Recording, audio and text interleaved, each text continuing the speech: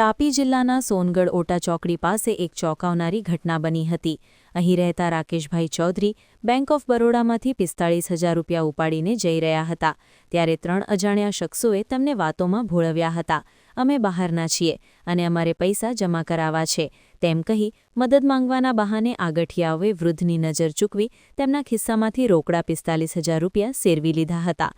ઘટનાની ગંભીરતા જોઈ તાપી પોલીસ અધિક્ષક પૂજા યાદવના માર્ગદર્શન હેઠળ એલસીબી અને પેરોલ ફ્લોર સ્ક્વોડની અલગ અલગ ટીમો બનાવવામાં આવી હતી.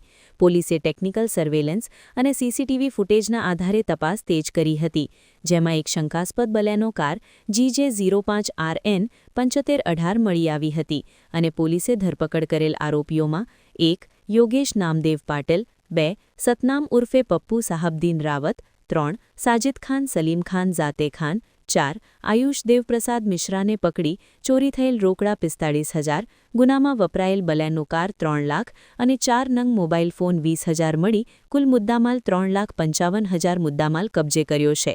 આ ચારેય આરોપીઓ મૂળ મહારાષ્ટ્ર અને ઉત્તર પ્રદેશના વતની છે અને હાલ સુરત તથા કડોદરા વિસ્તારમાં રહીને આવી ચોરીની ઘટનાઓને અંજામ આપતા હતા. હાલ પોલીસ તપાસ કરી રહી છે કે આ ગેંગે અન્ય કેટલા વિસ્તારોમાં આવી રીતે લોકોના કિંમતી નાણાંની ચોરી કરી છે.